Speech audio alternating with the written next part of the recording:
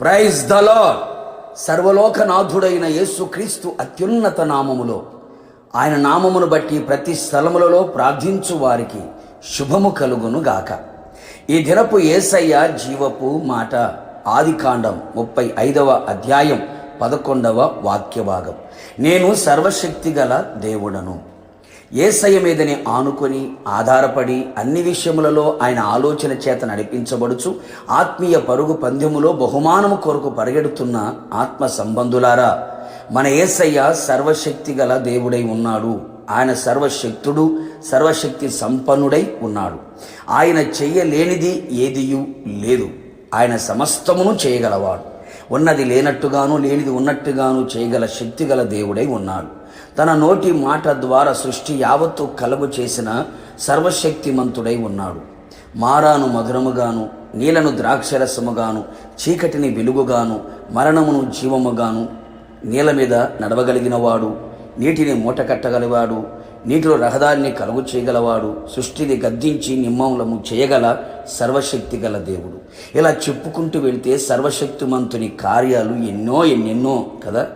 నా యేసయ్యను ప్రేమించు వారలారా, ఆయనను సర్వశక్తి గల దేవునిగా నీ జీవితములో, నీ హృదయములో అంగీకరించి విశ్వసించదము.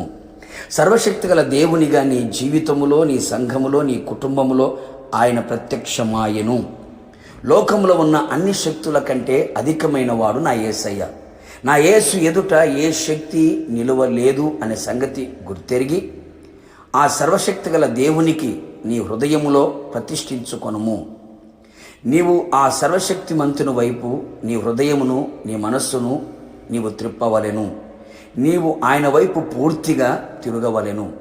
సర్వశక్తిని నీవు బతిమాలుకొని వ్యక్తిగత జీవితంలో జీవించవలెను.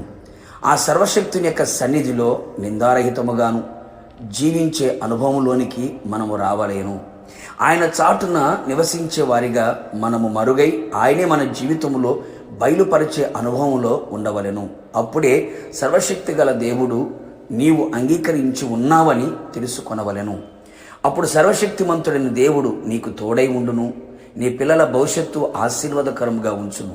సంఘములో, సమాజములో ఘనమైన వ్యక్తిగా, విలువగల వ్యక్తిగా నేను నిలవబెట్టును. నీవు ఫలించి అభివృద్ధి పొంది ఆశీర్వాదకరముగా ఉండునట్లుగా సర్వశక్తిమంతుడు నీకు కనబడి ఆ కార్యములు చేయును. నీ భక్తిలో ప్రతి విషయములో ఆయన నీకు న్యాయమే చేయును. అంతేగాక సర్వశక్తిమంతుడు నీలో గొప్ప కార్యములు జరిగించును. క్రీస్తు పోలిక సారూప్యం నీలో రూపించబడినట్లుగా చేయును. క్రీస్తు వలె నీవు రూపాంతరము చెందెదవు. నిశ్చయముగా నీవు చేయు ప్రార్థనలన్నీ అంగీకరించబడును.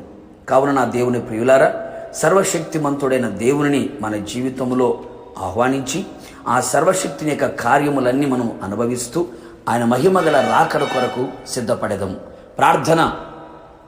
సర్వాధికారియు సర్వలోకనాథుడైన యేసయ్య, నీ పరిశుద్ధమైన పాదములకి మరొకసారి స్తుతి స్తోత్రములు చెల్లించుచున్నాం. మరొకసారి మా జీవితంలో మీరు సర్వశక్తి గల దేవునిగా ప్రత్యక్షమైనందుకు మీకు స్తుతి చెల్లించుచు ఉన్నాం.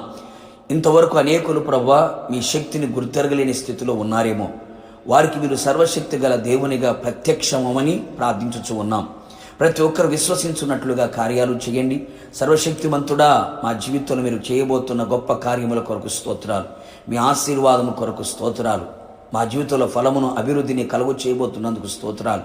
మా ప్రార్థన మీరు ఆలకించబోతున్నందుకు స్తోత్రాలు. అన్ని విధములుగా మీ సన్నిధిలో మేము నిందారహితముగా జీవించుచు మీ కార్యాలు అనుభవించుచు మీరు ఆకడ సిద్ధపడినట్లుగా కృప దయచేయమని యేసు నామములో అడిగి పొందుకొని ఉన్నాము తండ్రి, ఆమెన్. నిశ్చయముగా మీరును మీ కుటుంబ సభ్యులందరూ ఆయన సర్వశక్తిమంతులను గుర్తెరిగి ఆయన కార్యములు మీరు అనుభవించుదురు గాక. God bless you.